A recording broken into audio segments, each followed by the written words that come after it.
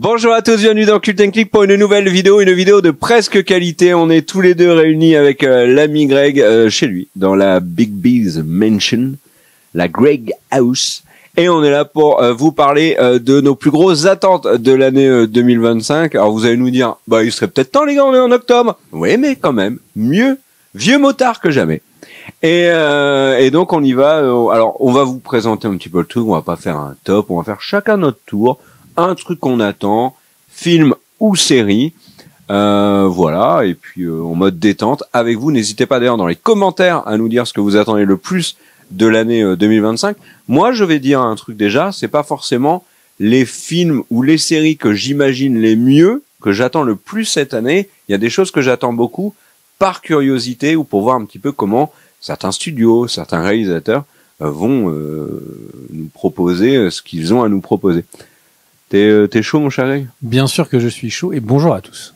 Alors, tu veux commencer ? Tiens, vas-y, je te laisse la primauté. Eh bien, si tu me laisses commencer, et c'est vraiment sans aucun ordre favori. Ah oui, non, c'est en mode YOLO. Hein. Moi, j'ai vraiment hâte de voir Mickey 17. Ouais, c'est vraiment un film. Moi, pas du tout, j'ai pas vu les 16 premiers. Et pourtant, le 14e était peut très te bien. surprendre. Ouais. Il y a un livre d'ailleurs qui ressort ce mois-ci. C'est peut-être le titre de notre vidéo. Qui Le est 14e peut vous surprendre. Il y a un livre qui dont est inspiré Mickey 17. Donc un film avec Robert Pattinson et le réalisateur de Parasite. Donc un film qui mélange deux univers que nous ne pensions pas se rencontrer un jour. Et le trailer est sorti, ça a l'air d'être plutôt stylé.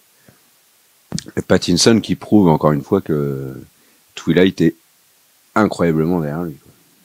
Alors que là, même. Tu veux dire en tant que fondation de base de tout ce qu'il connaît. Non, mais je veux dire que ce soit Kristen Stewart ou Robert Pattinson, on ne peut que saluer le fait qu'ils aient réussi à rebondir après une énorme franchise comme ça. En plus, tu vois, très connoté girly, ado et compagnie. Quoi. Et de quoi ça parle, Mickey 17 Donc en fait, Robert Pattinson joue le rôle de Mickey 7. Qui a été envoyé pour coloniser une planète très lointaine. Le voyage dure très longtemps. Et à chaque fois qu'il meurt, on lui implante les souvenirs de sa version précédente. Ah ouais, c'est pour ça que c'est le 17e. Bah, c'est Mickey 7. Ouais. Pourquoi Mickey 17 ? Bah parce que quand il va arriver, ça sera le 17e. On verra. En tout cas... C'est un peu comme une mage. Windows 10, Windows 11. Et du coup, après ces 6 premières morts, il va comprendre enfin quel est le vrai secret de sa mission. Lequel est-il ? Il faut aller au cinéma pour aller le voir. Le film sort en mars, le 5 mars 2025. Et petite anecdote, c'était un de nos top 5 tous les deux des films le plus attendus de 2024 parce qu'il devait sortir en 2024, il a été repoussé, il était finalement prévu pour le Festival de Cannes, il a été annulé au Festival de Cannes. Enfin bref, gros micmac est repoussé d'un an. Mais il y a un casting hyper étonnant avec Mark Ruffalo, il y a Steve Yeun qu'on connaît bien. Steven Yeun, ouais. Qui est donc invincible. Alors qui est invincible, qui était qui était Glenn dans The Walking Dead et qui lui aussi a une carrière qui est en train de décoller de manière exponentielle. Enfin bref, donc un film de Bong Joon-ho, si j'ai pas cassé son, et qui a fait Parasite, qui a fait Okja à l'époque sur Netflix, fait Memories of Murder, donc un réalisateur coréen qui n'a plus rien à prouver. Mais écoutez, j'ai vraiment hâte de voir son film Americans. Est-ce que tu peux mon cher est-ce que tu peux m'allumer le prochain, enfin me trouver la petite page. Le feu ? Non, c'est Superman de James Gunn qui alors la date je l'ai plus. Alors pourquoi Superman, vous allez me dire, mais alors, je vais être très franc avec vous, c'est le truc film, alors pas le truc j'allais dire ciné série que j'attends le plus de 2025, c'est pas vrai puisqu'il y en a un autre côté série que j'attends plus, mais c'est le film de 2025 que j'attends le plus. Pourtant, je suis très très loin de penser que ça va être un chef-d'œuvre. Qu'est-ce qui fait que je l'attends de ouf ce film ? C'est que j'ai vraiment envie de voir ce que James Gunn va faire de Superman parce que je pense que personne n'a vraiment, enfin personne si, il y en a, mais je pense que le grand public n'a pas envie de ce Superman. Je pense que changer Cavill pour prendre Colin Waite est hyper compliqué et il va y avoir un rejet. Je pense que globalement, alors c'est marrant parce que le réalisateur de The Flash avait tenu un peu ces propos-là il y a quelque temps en disant que le public s'en fout de The Flash, le grand public s'en fout de The Flash. Je pense que là aujourd'hui, le grand public, Superman, c'est pas le super-héros qui est le plus dans les cœurs. Et Gunn, eh ben, il arrive avec une étiquette sur le front qui est Marvel, les Gardiens de la Galaxie, je suis le sauveur de DC, vous allez voir ce que je vais faire, c'est extraordinaire. Ouais, c'est une énorme étiquette. Et du coup, j'ai envie de voir. Et le truc, c'est que, moi, je fais le bilan de ce qu'a fait James Gunn depuis qu'il n'est plus, en tout cas, pas chez Marvel, mais sur DC. Il est arrivé avec The Suicide Squad, que j'ai trouvé très cool. Il a enchaîné avec Peacemaker, que j'ai trouvé excellente. Et derrière, il a fait Creature Commando, dont j'attendais rien. Et il faut bien reconnaître que c'était quand même très stylé. Avec certains épisodes que je vais qualifier d'excellents. Donc là, j'ai hyper envie de voir ce Superman. Et je pense à ce que tu as dit, notamment à plusieurs reprises, sur les costumes, sur les effets spéciaux et tout. Mais en fait, quand tu regardes Peacemaker, quand tu regardes Creature Commandos, voire même Suicide Squad, même s'il dit que c'est pas canonique, et en fait, tu te rends compte que James Gunn, il est en train de bâtir un univers d'ici qui est pas vraiment sérieux. Et quand tu vois le clip, le micro-clip de Nathan Fillion en Green Lantern qui a été montré en pub au Super Bowl, tu te dis oui, en effet, c'est un troll total. Il a la coupe au bol, il est ridicule, mais c'est totalement assumé. Donc j'ai hyper hâte de voir ce que ça va donner parce que c'est un film où il introduit Superman, le nouveau, il introduit Lois Lane, donc Rachel Brosnahan, qui est une super actrice. Derrière, on a Lex Luthor, mais il y a surtout une palanquée de personnages de l'univers d'ici qui vont être introduits dès le premier épisode. On sait qu'il y a Hawkgirl, on sait qu'il va y avoir des personnages de Creature Commando, et moi j'ai hyper hâte de voir lesquels et par qui ils vont être interprétés. Moi je pense que c'est par les doubleurs. Est-ce qu'on va voir la femme de Frankenstein? Est-ce qu'on va voir Frankenstein? Et un autre truc qu'on a su récemment, c'est que il y aurait également dans ce film-là Supergirl, donc qui est jouée par Millie Alcock, qui sera donc l'héroïne de Supergirl, Woman of Tomorrow, le prochain film donc d'ici qui n'est pas réalisé par James Gunn mais chapeauté un peu par James Gunn. Donc du coup Superman, moi j'ai hyper hâte de voir si ça va être marrant, si ça va être alors marrant, j'ai pas envie de me marrer avec des blagues un peu cacapopo, enfin tu vois, ça m'intéresse pas tout ça, mais s'il y a un côté décalé, si c'est aussi impertinent, aussi réussi que Peacemaker, que Creature Commandos, franchement là, il signe un début de DCU, James Gunn, hyper propre.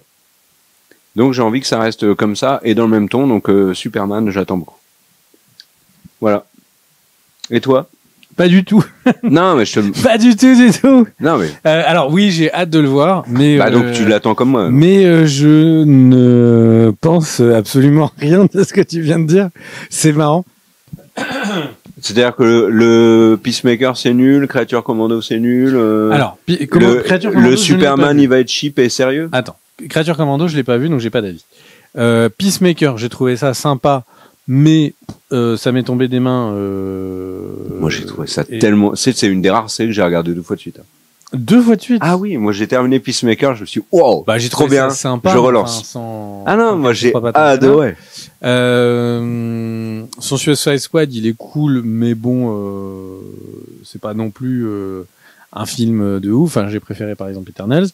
Et le truc, c'est que après, une fois qu'on met ça sur place, moi j'oublie pas que il a dit que Blue Beetle était un film. Mais non, mais tu lui reproches toujours les mêmes choses. Mais on est d'accord que ça, c'est juste de la communication. The Flash, c'était un film de super-héros sorti de. Mais c'est de la com. Mais non, mais c'est la 4. Enfin bref. Et donc du coup, le truc, c'est que et on ajoute à ça les images qu'on a vues. Les costumes font surflipper. Mais c'est volontaire. Et il y a pas mal de personnages que j'aime beaucoup. J'adore Mister Terrific. Enfin. Bref, donc j'y vais un peu plus à reculons. J'ai hâte de le voir parce que c'est un film Superman. Et en plus, on sort de Cavill. On sort de Cavill, qui est quand même quelqu'un qui incarnait plutôt pas mal Superman. Donc, écoutez, on va voir. Par contre, il y a une chose. J'ai oublié un élément sur Superman. C'est le premier trailer ne m'a pas du tout hypé. Mais pas du tout. Et du coup, ça m'intrigue encore plus sur le fait de qu'est-ce qu'il va réussir à en faire, parce que là, le trailer marche pas. Par contre, sur les costumes, sur, tu vois, j'ai vu des remarques sur Nathan Fillion, il est pas crédible et tout, il est too much.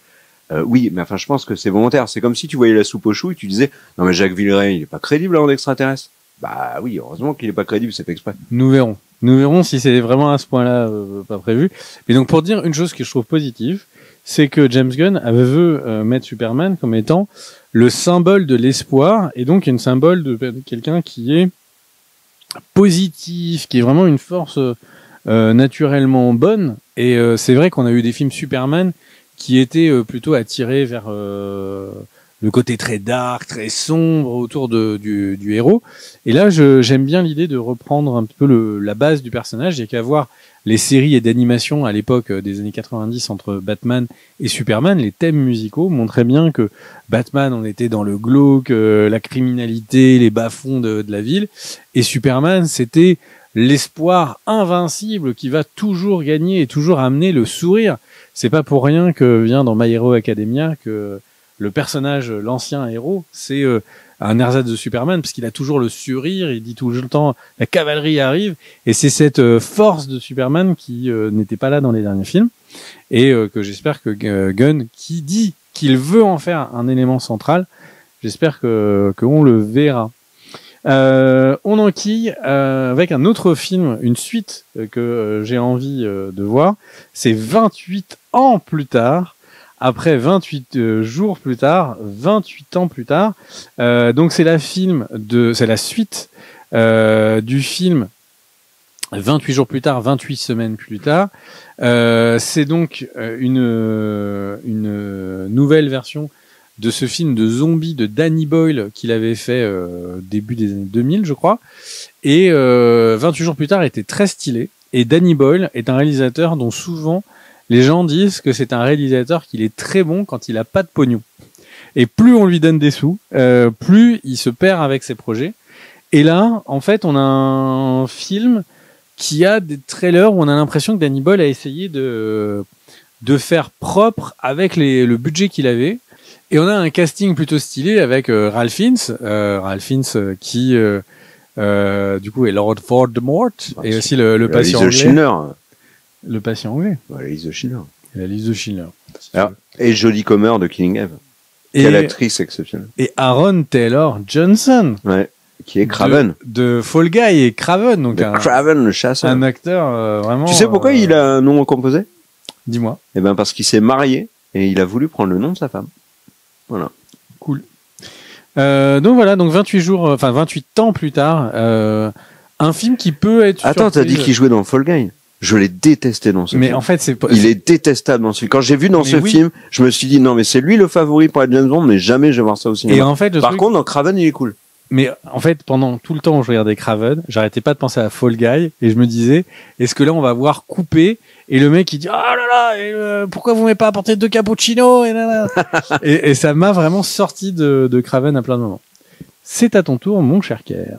Alors, petite info sur 28 ans plus tard, il y a, j'avais raconté dans une des vidéos news où malheureusement tu n'étais pas, c'était pendant le déménagement. Il y avait eu, tu sais, la diffusion du trailer et puis il y avait des gens qui avaient repéré un zombie et qui avaient dit, comme Cillian Murphy est annoncé au casting, ils avaient dit waouh, mais c'est Cillian Murphy le zombie, il est mort en fait. Il y a eu une série d'articles, mec, ça s'est déchaîné dans la presse US là-dessus. Et en fait, il y a un mec qui jouait le zombie, qui est arrivé sur les réseaux sociaux et qui a dit bah non, c'est moi qui, désolé, je suis pas Cillian Murphy. Et en fait, on a le fin mot de l'histoire, Cillian Murphy n'est pas dans le film. Il l'a annoncé, il a dit que par contre, il était probable qu'il apparaisse dans le prochain film. Donc 28 décennies plus tard. 28 siècles. 28, non, décennies avant. Donc voilà. Alors moi, je vais vous parler de vraiment du truc que j'attends le plus en 2025. C'est The Last of Us, saison 2. Alors je vais quasiment rien dire dessus parce que je ne peux rien dire dessus sans vous gâcher le plaisir. D'ailleurs, je préfère vous le dire tout de suite. Si vous ne savez rien de The Last of Us 2, donc le jeu, ne lisez absolument rien sur ce jeu, rien du tout. C'est vraiment un conseil. Si vous ne m'écoutez pas, que vous lisez des trucs, vous allez le regretter. Vous allez dire j'aurais dû l'écouter, donc écoutez-moi. Je vous conseille même de pas regarder de trailer, rien du tout. Attendez que ça déboule, ça arrive en avril sur HBO, donc sur Max. Et je suis. Alors pourquoi est-ce que je l'attends? Parce que je suis. Alors déjà parce que le jeu The Last of Us 2 est exceptionnel. Et comme l'était le 1, mais de manière très différente. Et donc pour ces raisons-là, je l'attends, mais surtout, je suis hyper intrigué de voir comment ils vont adapter ça à l'écran, parce que c'est sacrément pas évident. Donc voilà, je veux pas en dire plus sur The Last of Us, mais vraiment hyper hâte de voir ce qu'ils vont faire. Globalement, on sait que le jeu va être coupé en 2 saisons. Pour les gamers, je pense que la saison 1 s'arrête à Seattle jour 3. Donc voilà. Avec Ellie et puis on verra ce que ça va donner, mais le découpage, l'adaptation, est-ce qu'ils vont rajouter des choses, est-ce qu'ils vont pas trahir le jeu aussi, c'est ma très grosse crainte, mais j'ai tellement hâte de voir ce que ça va donner. Voilà. Et toi, autre Ça me chauffe beaucoup The Last of Us saison 2. C'est juste que The Last of Us saison 1 était protéiforme. Il y avait, ça a commencé, on avait l'impression. C'est-à-dire que ça a une forme de protéine. Exactement, mais il aurait fallu que je dise protéine forme, et là c'était protéiforme. Donc ça ne veut rien dire, parce que rien ne peut avoir une forme de protéine. Ça n'existe pas, la protéine. Et concentre-toi, s'il te plaît. Et du coup, en fait, il y avait eu quelques épisodes où on avait l'impression que cette série allait devenir une série de Walking Dead, avec des sports qu'il fallait aller. C'est pas du tout le sujet de The Last of Us. C'est très trompeur, c'est absolument Ensuite, pas le sujet. On a eu un épisode qui était sur une histoire d'amour. Après, on a eu un épisode de survie. Et du coup, la fin avait son rythme entre Joël et Ellie. Et c'est vrai que je sais pas du tout à quoi m'attendre. Là, quand on va mettre la petite galette dans la télé, ou plutôt quand on va cliquer sur HBO Max, enfin de Max maintenant, vous allez me dire, quand on va cliquer comme ça, paf, sur Max, je suis très curieux de voir ce qui va sortir. Ouais. Bon, à toi, qu'est-ce que t'attends, mon gars? Eh ben, puisque tu parles de saison 2, je vais te parler de la saison 2 d'Andor. Cette série où nous avions fameusement dit « Oh, le premier épisode, on s'endort !» et qui en fait avait des épisodes après qui étaient oufissimes. Eh bien... meilleure série Star Wars pour moi. Meilleure série Star Wars. Pour moi, écoute, pour moi oui. Tranquillou. Est-ce que Agatha Darkness, on peut pas le mettre... C'est pas une série Star Wars déjà? Bah ouais, mais est-ce qu'on peut pas le mettre dedans? Non, mais le débat c'est par rapport au kiff que nous a procuré Mando saison 1 et saison 2, tu vois. Alors, à titre personnel... La fin de la saison 2 de Mando est au-dessus de tout ce que m'a fait Andor. Mais Andor a des épisodes complètement dingues. Ouais, moi je mets quand même Mando avant. Mais par contre, le truc, c'est que il y a définitivement quelques premiers épisodes jusqu'à un casse où il y a un rythme qui est assez peu soutenu, on va dire. Et après le casse, on a l'impression que c'est la vraie histoire qui avait été écrite par le scénariste et que le reste c'était une tartine de beurre où le beurre avait été très longtemps étalé pour faire l'intro. Mais vraiment, une fois que les personnages sont posés, la série trouvait extrêmement bien son rythme. Là, on arrive dans la saison 2, donc les personnages sont déjà posés, enfin, tout est déjà introduit sur les mécaniques de la rébellion et de l'Empire. Et donc, j'ai très très hâte de voir cette série qui sort le 22 avril 2025 sur Disney+. C'est vraiment un des contenus que j'attends le plus, de voir où est-ce qu'ils vont amener nos petits... parce que c'est vrai que du Star Wars de qualité, on n'en a pas tous les jours eu cette dernière année. Ouais. Si je dis pas de bêtises, c'est la dernière saison d'Andor et c'est aussi la série Star Wars la plus coûteuse cette saison. Et là, je pense que c'est pas un effet d'annonce. La première saison a eu un vrai succès critique et je crois que Disney a eu la volonté de... Public pas tant, mais ça a fait que monter sur la durée. Alors, c'était la série la moins regardée. Non, mais en audience, l'audience n'était pas là, mais c'est normal. Mais par contre, en critique, bien sûr. Et elle continue de monter parce que justement, la qualité d'Andor ramène des gens à posteriori. Que souhaites-tu faire d'après, mon cher Karl? Bah moi, je vais ça et du coup, tu peux le chercher et non. Alors, je vais vous parler d'Alien Earth, la nouvelle série donc Disney+. Alors aux États-Unis, c'est sur Hulu, donc je vais dire Hulu. Alors déjà, la première raison de pourquoi j'attends Alien Earth, c'est que j'adore Alien. Le xénomorphe, vraiment, avec le T-Rex, c'est la créature qui me fascine le plus dans le cinéma.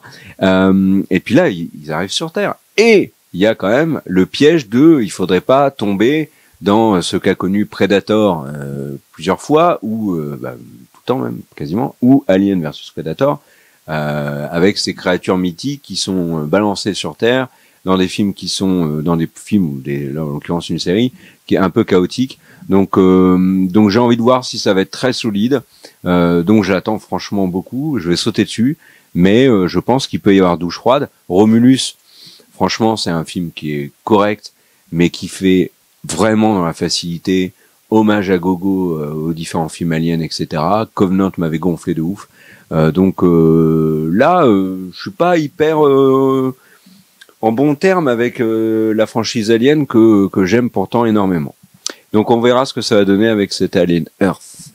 Je précise que c'est la deuxième fois que tu enregistres ça et que tu avais vous dit ah non mais donner mon avis sur les aliens c'est pas le sujet. Mais là j'ai été hyper court. Vas-y, à toi. Suivant. Eh bien, toi, donc tu veux nous parler de Saw 11? Exactement, pas du tout. Je n'en ai rien à faire.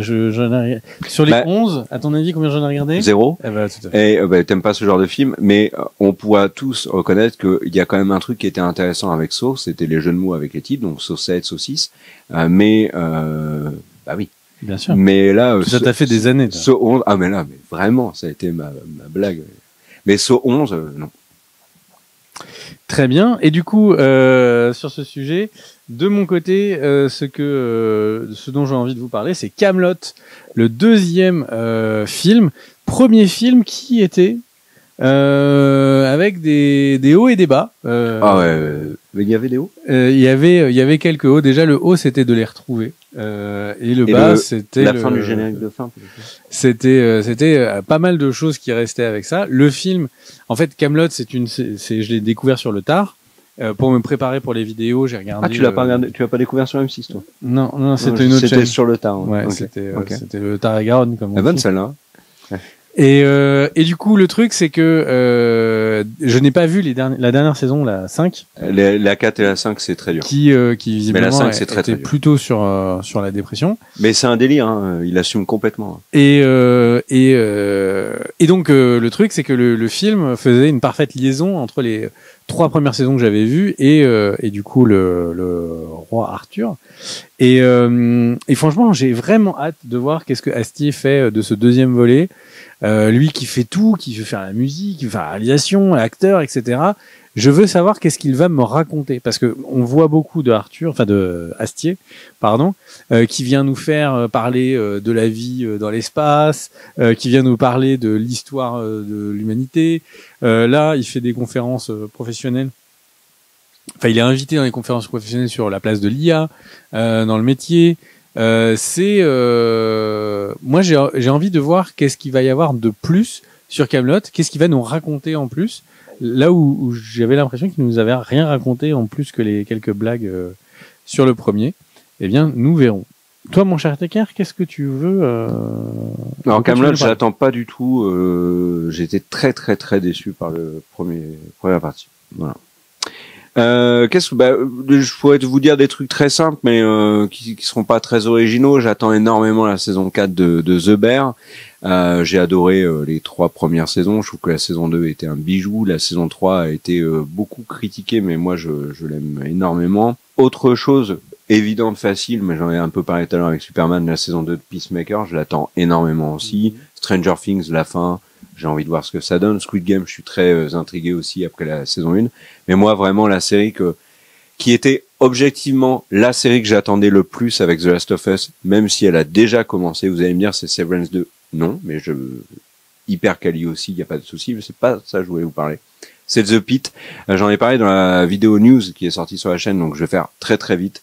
Créateur de la série, c'est un mec qui a bossé sur Urgence. Producteur exécutif de la série, celui qui chapeaute vraiment, c'est John Wells qui a bossé sur Urgence et qui a bossé sur The West Wing, qui est notre série préférée à tous les deux, et qui a été showrunner aussi. Je dis exactement les mêmes mots dans l'ordre que dans la série news, c'est incroyable.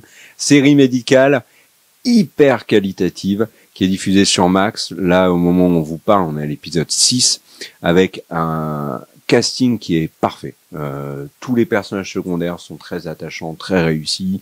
Noah Wyle, qui jouait Carter dans l'Urgence, qui est le héros de la série, est parfait. Il est d'une force tranquille, il est très charismatique, son personnage est hyper attachant. Elle aborde c'est une série aussi qui aborde plein de sujets de société de manière avec beaucoup de finesse, beaucoup d'intelligence. C'est une série que j'ai commencé parce que moi, immense fan d'Urgence et puis aussi de The West Wing, je me suis dit je peux pas louper ce truc-là. Et en fait, j'ai commencé voilà parce que j'étais intrigué. Mais en fait, si je mets tous ces aspects-là de côté, juste la qualité de la série, la qualité du casting et tout, mais c'est un énorme kiff. Mais vraiment énorme kiff. Ça fait c'est la série que j'attends le plus chaque semaine et sur lequel je vais me jeter dès qu'elle sort. Hein. Donc vraiment The Pitt, moi j'adore. Et je continue vraiment d'attendre de ouf la fin de la saison. Et alors, pour vous expliquer un peu ce que c'est, série médicale à Pittsburgh, on suit donc Noah Whalley qui est le chef des urgences. Et en fait, il est sur une garde de 15 heures. C'est le jour de l'anniversaire de son mentor qui est décédé, enfin du décès de son mentor qui est décédé du Covid. On va suivre une garde, 15 épisodes, 15 heures. Et donc, comme on va voir, par exemple, il y a un truc qui est dingue dans la série, c'est qu'il y a plein de gens parce que tu vois aussi la salle d'attente, il y a plein de gens qui sont dans la salle d'attente et qui le seront toute la série. Parce qu'en fait, toute la saison en tout cas, parce que il y a un nombre d'heures incroyable d'attente et tout. De l'argent pas cher. Ça aborde, non, mais par contre, oui, mais ça aborde plein de sujets importants, notamment dans le milieu médical. Alors, j'ai vu des gens dire que ça tenait pas debout d'un point de vue médical. Ok, très bien, on s'en fout. On n'est pas là pour avoir un truc non plus hyper méga réaliste. Mais sur des grands sujets, la série est là et c'est vraiment, vraiment bien. Donc, je suis fan. De mon côté, une des 3 choses que j'attends le plus cette année, c'est évidemment la série du Chevalier des 7 Royaumes, de Knight of the Seven Kingdoms, donc le nouveau spin-off de cette année de Game of Thrones, basé sur une nouvelle. C'est une nouvelle ou un comment dire? C'est trois nouvelles, mais il y a le Chevalier errant, c'est un ensemble de nouvelles de Greux Martin. Et du coup, ça va sortir là, donc on suit les aventures. Donc, alors le synopsis est assez bref parce qu'on sait qu'on va suivre les aventures du chevalier Duncan, alias Dunk, et de son écuyer qu'on appelle Egg. Donc c'est Dunk et Egg qui sont du coup en train de courir sur les 7 royaumes. Et à part ça, on n'en sait pas beaucoup plus, mais on sait que des personnages très importants de Game of Thrones vont faire leur apparition. Et que du coup la série, pour l'histoire, en fait, ça vaut le coup. Comme et pour Gérald, la méta, Gérald de Rive, bien sûr. Et aussi Maurice et d'autres grands personnages. Ça c'est la roue du temps. T'as mélangé avec. Et donc le truc c'est que bref, donc au final c'est à la fois pour l'histoire, mais à la fois pour la méta-histoire, c'est à mon avis quelque chose qui va pas se faire oublier. Et pour l'instant, les séries Game of Thrones, à part une saison, la saison 8, ont toujours été de très très grande qualité, très très soignées par HBO. On n'a pas de date. Tu sais qu'en ayant lu la Fire and Blood, mon regard sur la saison 2 d'House of the Dragon est dur. Ça prend un gros coup dans le... Ça fait mal au cœur. Hein. Excuse-moi, je vais bailler pendant que tu parles. Bah ouais, mais c'est que je suis extrêmement soporifique. C'est pas faux. C'est à toi, mon cher. J'en fais une dernière. Ouais, un petit film peut-être. Vas-y, montre-moi la liste. Oh. Alors je termine avec un petit film, mon cher. Tu es prêt? Avatar, Fire and Ash. Donc le 17 décembre, qui est donc le 3e Avatar. On va me dire, waouh, pourquoi tu l'attends? Parce qu'en fait, le premier, je l'attendais pas du tout. J'avais pas envie de le voir. Je suis allé le voir, j'ai pris une claque avec la 3D. Ensuite, quand je l'ai revu, j'ai moyennement apprécié. Donc le 2, du coup, quand je suis allé le voir, je me suis dit, ça me motive pas plus que ça. Et j'ai repris une claque au cinéma. Et quand je l'ai revu en dehors du cinéma, ça m'a complètement laissé hermétique. Donc je vois bien James Cameron me faire le coup une 3e fois. Je vais le voir au cinéma, je prends une grosse claque. C'est un nouveau carton. Il y a forcément quelque chose. Cameron ne fait pas des films histoire de faire des films. Il veut marquer le cinéma, il veut marquer les choses. Donc je pense que ce 3e Avatar aura quelque chose. Pour l'instant, je ne sais pas quoi, mais qui aura du potentiel et qui ne me fera pas regretter ma séance ciné. Donc c'est pour ça que je l'attends. Voilà, j'aurais pu citer le Jurassic World parce que je sens que ça va être cata, mais pourquoi pas peut-être une bonne surprise à moi, pour moi amoureux de Jurassic Park et de dinosaures. Mais non, Avatar plutôt. Toi, tu l'attends le Avatar? Oui, mais plus dans un kiff technique en fait, pour voir. Oui, c'est littéralement ce que je viens de dire. Ils poussent le truc. C'est vrai que pour l'instant, au niveau de l'histoire, ils nous ont pas. Ouais, mais regarde sur le 2, par exemple, la relation avec la baleine. Hein, moi, j'ai trouvé ça complètement dingue. Les scènes avec ça. En fait, les moments documentaires animaliers d'une autre planète étaient cool, quoi. Et mais c'est vrai qu'après, il y avait des moments d'histoire qui étaient un peu plus légers. J'ai envie de faire quelques petites mentions honorables. Bridget Jones 4. Alors Mission Impossible, le Final Reckoning que j'ai très hâte de voir, même si j'aime beaucoup la série donc des Missions Impossibles de Tom Cruise, sauf le dernier qui m'avait déçu. Donc c'est ballot, c'est la deuxième partie. Bah ouais. Donc j'espère que la deuxième partie va être au niveau des précédents. Autre mention spéciale donc pour Iron Heart, parce que là le manteau et l'armure va être dur à lever. Nouvelle série donc Disney+. On a aussi. Je le sens pas trop mal ça. Franchement, je veux dire pour du Marvel et du Disney+. Percy Jackson, Guilty Pleasure saison 2. On a ensuite du coup One Punch Man la saison 3. Ça, je pense que ça va envoyer du très très lourd et ça va casser Internet quand ça va sortir. Et évidemment, je voulais vous parler en autre contenu, film et série que j'attends le plus. Évidemment de du coup le Stranger Things et la dernière saison. Ouais, mais qui devrait être en 2 parties. Hein. Exactement, donc vous attendez pas à tout regarder il y a 8 épisodes d'un coup. Je suis en train de vérifier s'il y a une date et pour l'instant c'est juste que c'est 2025, il n'y a pas plus de date. Mais en fait Stranger Things est une série qui a toujours réussi à me surprendre. J'avais toujours peur que la hype fasse que on en attende trop et qu'on soit déçu et au final j'ai quasiment jamais été déçu. Peut-être la saison 3 était peut-être un petit peu en dessous des autres. Ça parle de fin novembre. Voilà, la première partie. Ouais, mais vraiment Stranger Things, il y a une vraie qualité d'histoire. On est vraiment avec les personnages. Ils grandissent avec les saisons. Peut-être que les saisons sont trop éloignées. Ça c'est un vrai point, surtout les premières des nouvelles. Mais la musique, l'ambiance, Stranger Things, c'est être vraiment un fédérateur et le fleuron de Netflix. Et franchement, j'ai hâte de retrouver cette petite équipe des Goonies de gamins et leurs méchants ennemis interdimensionnels. Donc voilà, enfin c'est vraiment quelque chose, ça m'enthousiasme beaucoup de regarder le prochain Stranger Things. Et la saison 4 de Stranger Things est le 4e plus grosse audience de l'histoire de Netflix. Tu sais c'est quoi les premières? Tu regardais tes doigts parce que t'avais un doute que t'avais fait 4? Ouais, j'avais fait 4. Tu sais c'est quoi les 3 premiers? Ce sont Lupin. Non, Lupin est très très haut, mais c'est pas ça. En 1, c'est Squid Game, donc saison 1. La saison 2 est parti pour peut-être être dans le top, on va voir. Le 2, c'est mercredi, Wednesday, donc dont la saison 2 sort aussi cette année. Ouais. La 3e, c'est déjà Squid Game saison 2. Ah ouais? Ah, je croyais qu'elle était en dessous. Non, et Stranger Things est 4e. Eh ben, c'est très bien. Merci à tous d'avoir regardé la vidéo. The Witcher n'est pas là. The Witcher. Il y a la dernière saison The Witcher qui sort cette année. Hein. C'est vrai? Ouais. Donc on va voir le nouvel acteur. Ouais.